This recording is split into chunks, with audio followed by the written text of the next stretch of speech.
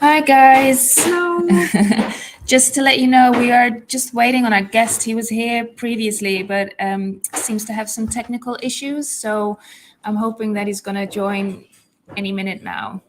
In the meantime, you get the pleasure of getting us rambling here. It is a live show, so this is what happens. Technology is not always our friend, but we're still here and hope to add some value and bring you some good content. So we're in the biscuit today. Maybe shall we do a little? Yeah, I can show you where we are.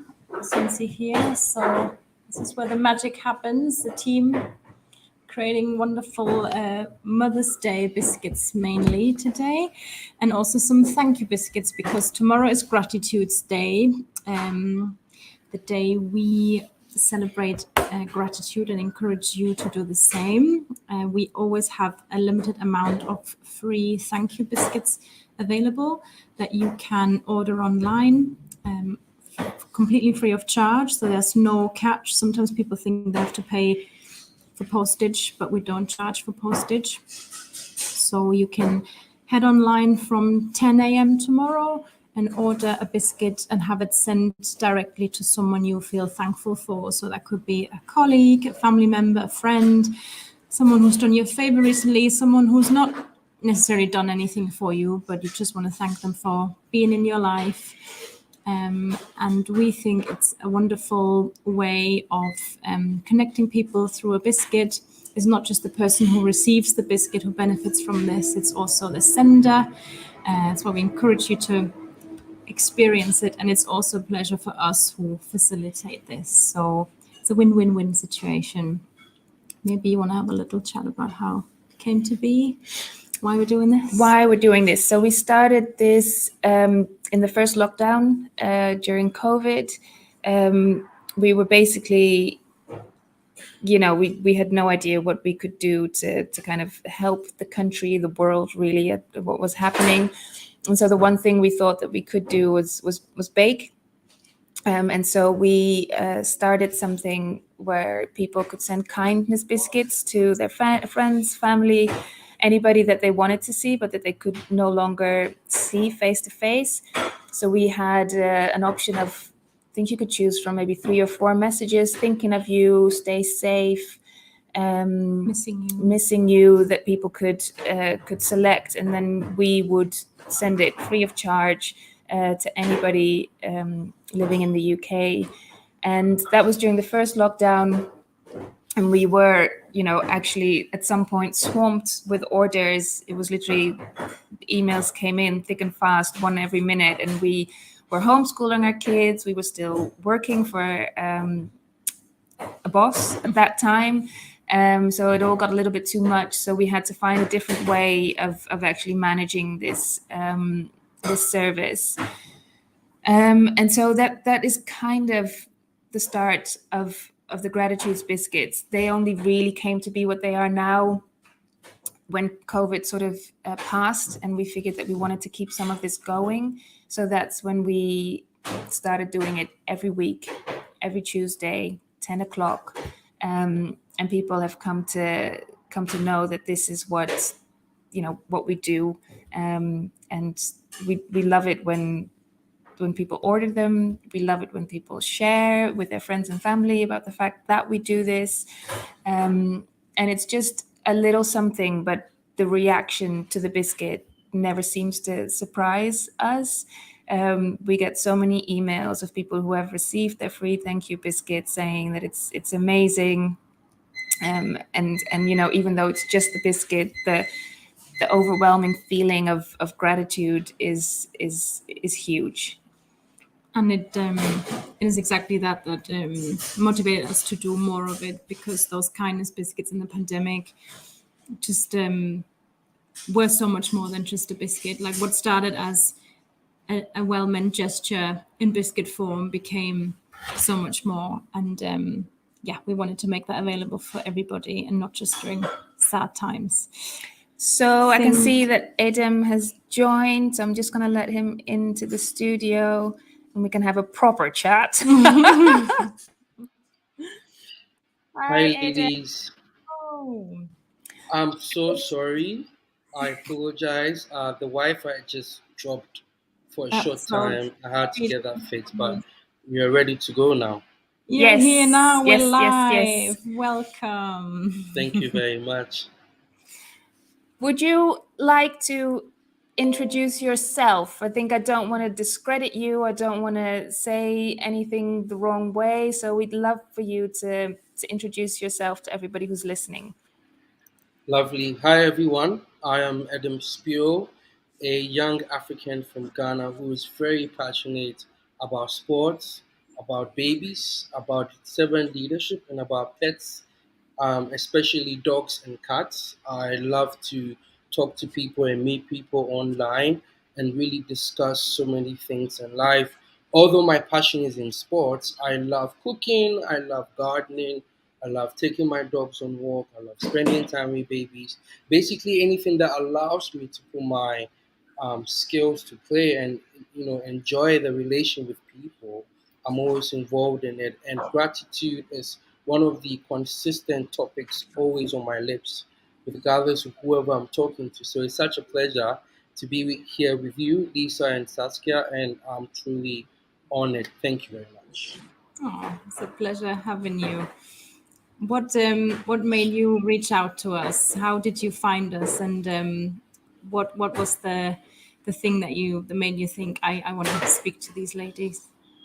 So the first time I came across the biscuit was on a connections post, which was Natalie Costa, and she spoke about how much she enjoyed meeting you, Lisa, at I believe was a gathering, and she Yeah. she spoke about the biscuits as well. And when I saw the biscuit, I immediately fell in love with it because where I come from in Ghana, our forefathers are British, and we do know that as part of the British culture, there's a love for tea and biscuits. And growing up, it was always tea and biscuits for me more often than not, especially in the afternoons when my cousins and I would gather at my grandmother's place and really enjoy time together. So I love biscuits, and when I saw the biscuit, I was like, "This would taste so good in my mouth."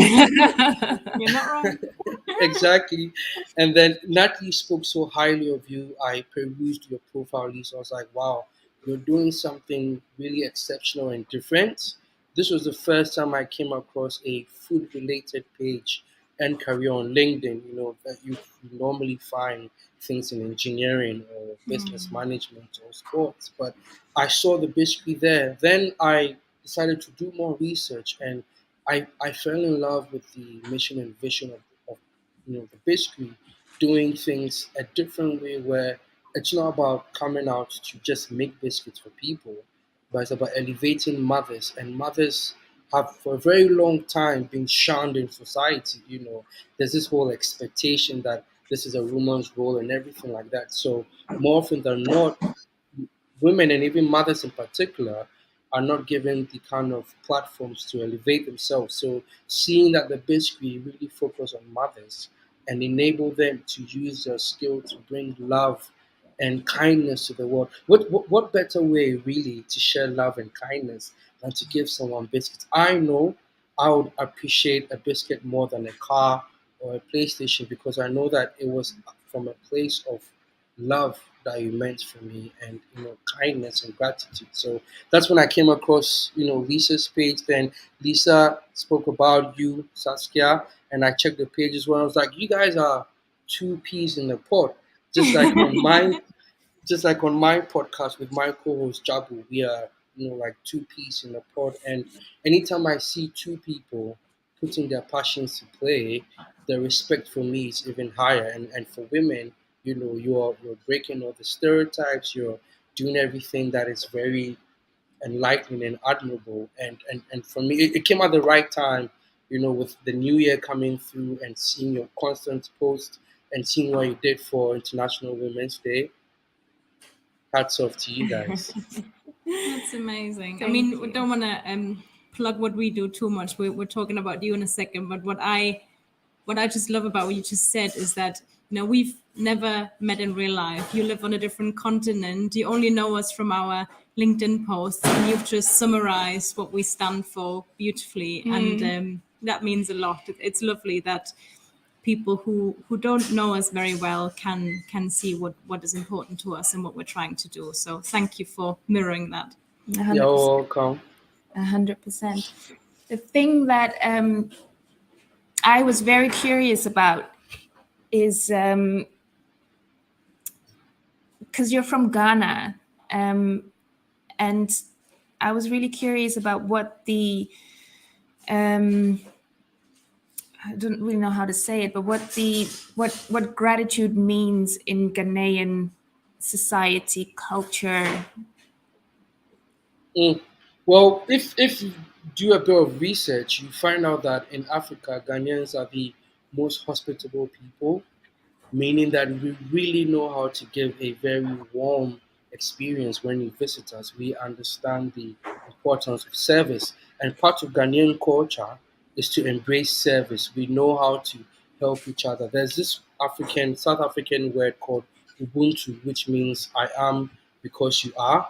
And that really describes the whole community aspect. And here in Ghana, for a very long time, if you go to our villages, you'd realize that most of the houses are in a communal setup, like a compound house. So when you're in a compound house, you get to interact with families of other types living in the same space as you. And when you interact with people of different backgrounds, different religion, different approach to life, you get to not only first experience their culture firsthand, but you get to understand what makes them tick, what makes them who they are. And here in Africa, truth be told, we are raised with the mentality that it's not the same as in Asia or as in Europe, right?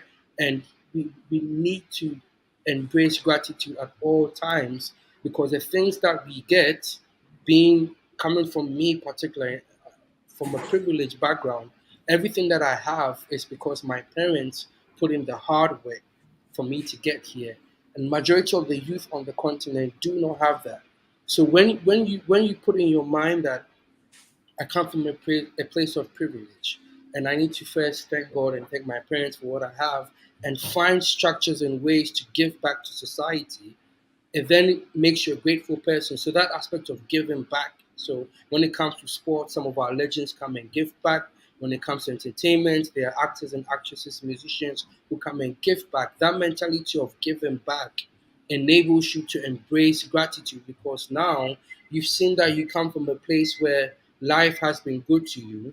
So you need to make sure life will be good to other people who wouldn't have, the opportunities like you. So that is basically how it is here in Africa, where our elders make us realize that when you have the opportunity to, become somebody in society one day, you need to look back.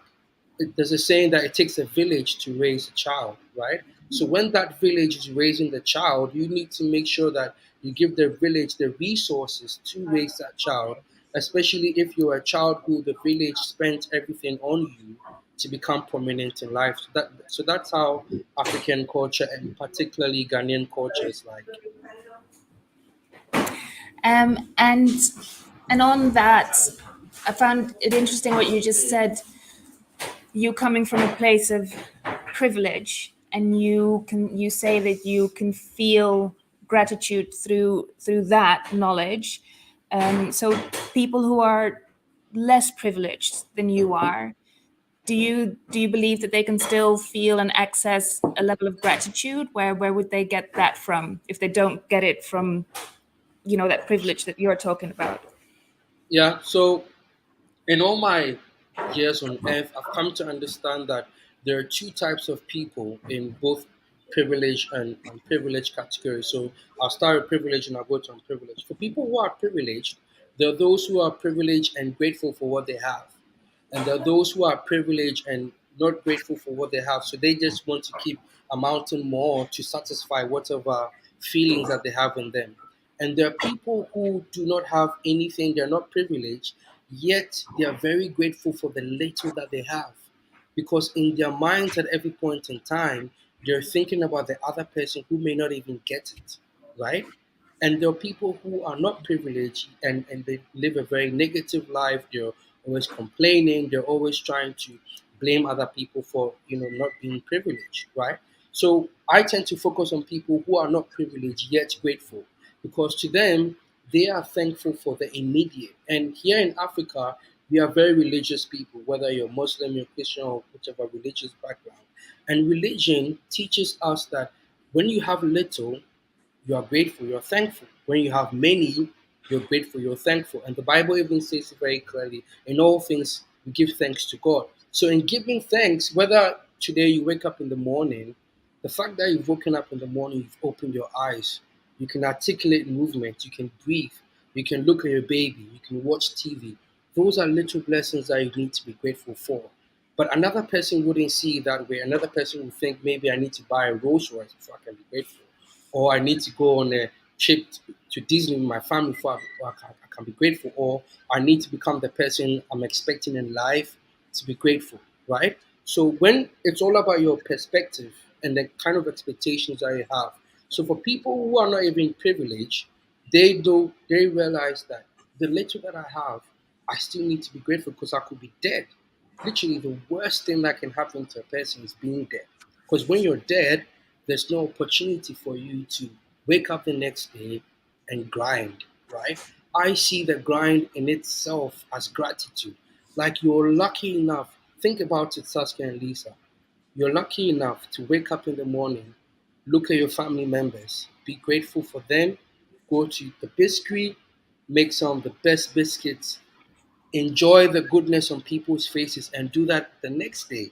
There are people who can't do that.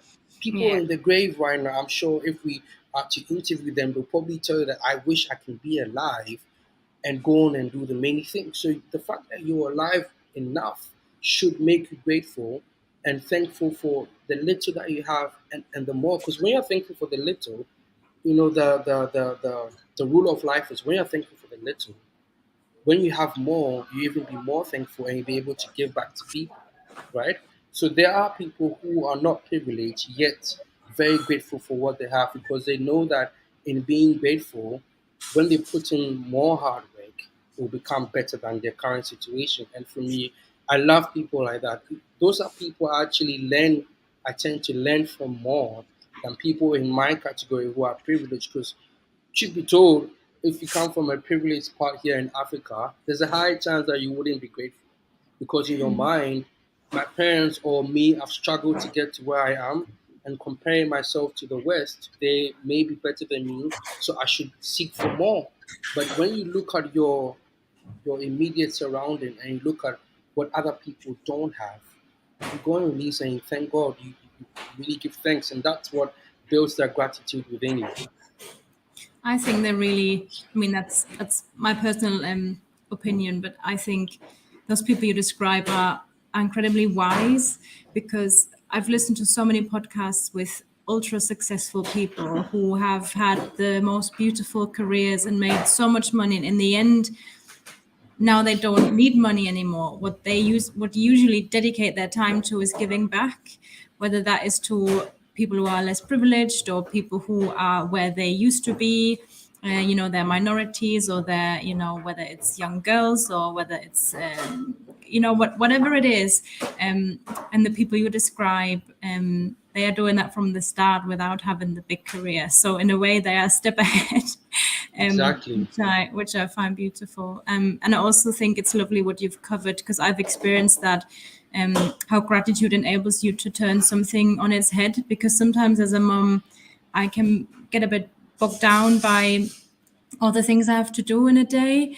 But every now and then I just turn it on its head and I go, I'm really privileged that I'm needed. My children want me. They say "Mama" Exactly. 15 times a minute, but what a privilege that they still want me. They want to spend time with me. And the same with our team. They have questions.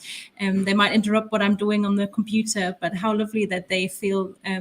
That they can ask me things, and that they do Yeah. find my input helpful. So again, gratitude is really powerful there to turn something around that we might find annoying or a curse or whatever, when actually we should be thankful for it. Yeah. And can I just ask you, because you hinted to the fact that in your opinion, not everybody lives in gratitude, and so if you if you don't, what have you thought about what might be the reason that people struggle to access it or see it, or yeah, what distorts that access to gratitude in your opinion? I think it boils down to self reflection. For people who tend to reflect a lot, and for me, I always tell people that I'm consistently reflecting. As I'm speaking to you right now, I'm reflecting on the question that you just asked me.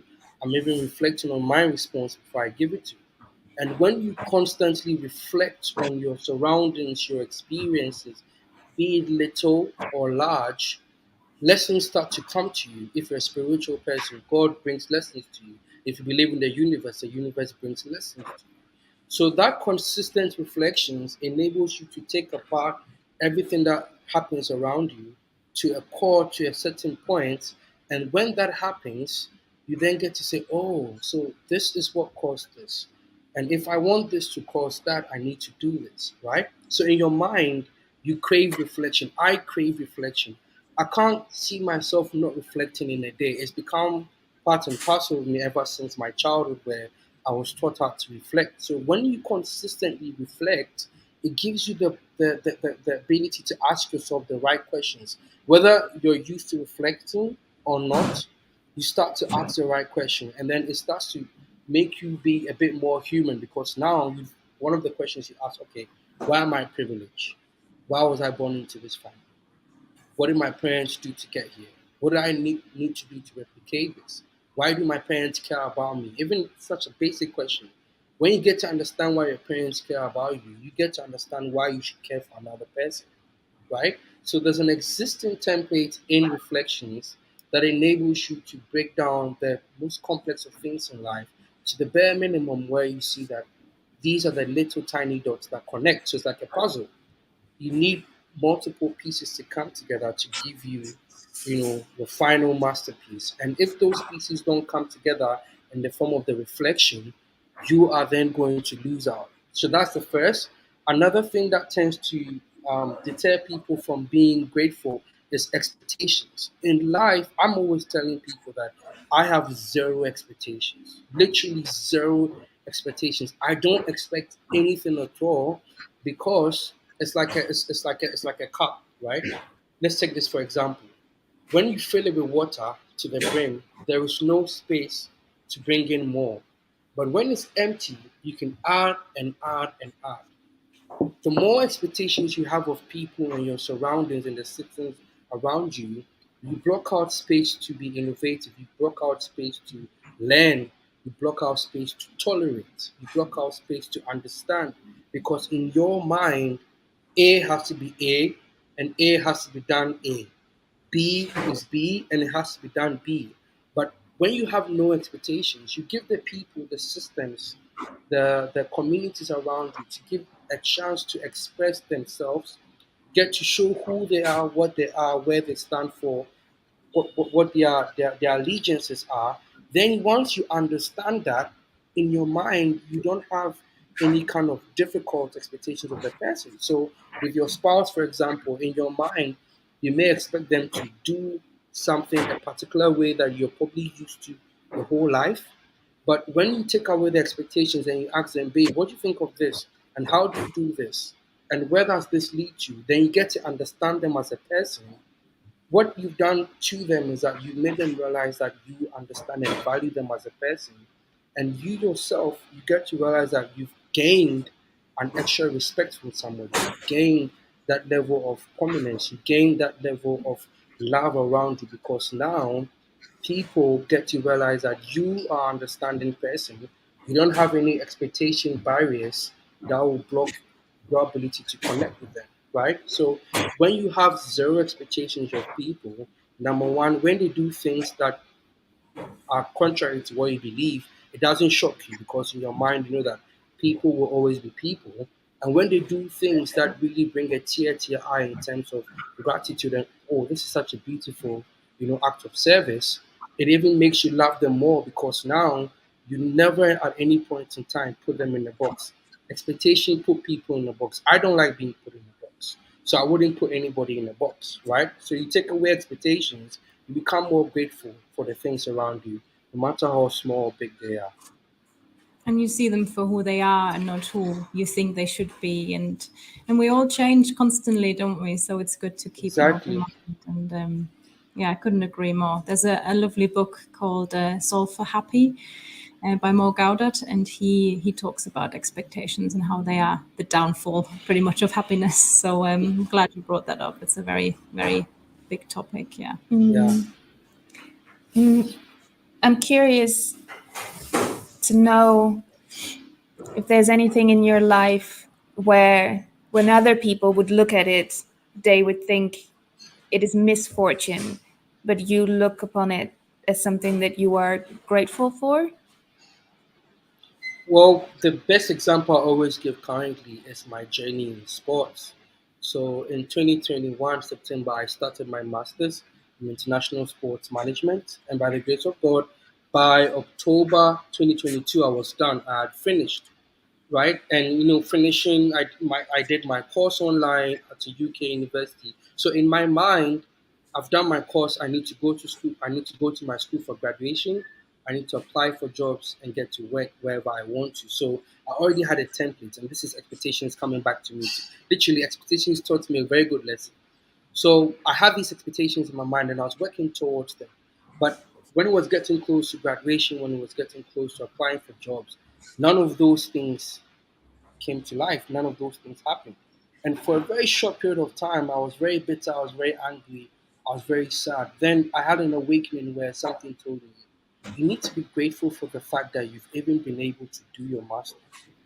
You need to be grateful for the fact that you've even had the opportunity to pay for a master's education because it is not cheap. You need to be grateful for the fact that you are alive and you understand sports to this point. So I stopped looking at all the barriers which are ahead of me with regards to not getting a job, with other applications I was getting because it was just rejecting after rejection. And I stopped looking at the fact that I wasn't able to go somewhere which, they didn't want me. Then I started asking myself, well, how can I benefit from what I have? In August, my co-host and I, Jabu, we launched the Africa Business of Sport podcast. And it's been growing from strength to strength. In 4 days will be our 8 month anniversary. In 8 months, we are in over 60 countries on all continents. We have 2K plus streams. Over 73% of our audience are below the age of 35. We have partnership with free sports institutes within the sports industry. I cannot be grateful enough for all of these things. And just last week, and even constantly, almost every week, I get to understand that the reason why all of these rejections have been coming through is because I needed to focus on the podcast because that is literally my path into the next stage of my career. But in the beginning, I didn't see it that way. I didn't articulate it that way. I was like, God is not being fair to me. I'm not getting a job. This is frustrating. But He humbled me and made me realize that you're the same person who literally doesn't want to work for anybody. So why are you stressing when you're not getting the job? Do you understand what I'm saying? And He said, you have a skill, you have the ability, I've given you that wisdom to articulate sports very well. Go on and use what I've given you. And I'm really enjoying it. And because of that, I can sit here and have a very good conversation with you because I've developed myself over time. So for me, in the very beginning, I almost allowed it to boil over and cloud my mind. But when I had that awakening and realized that it's a blessing in disguise, now I'm grateful for it. Last week I was there and I got a rejection email. I was like, thank you, Jesus.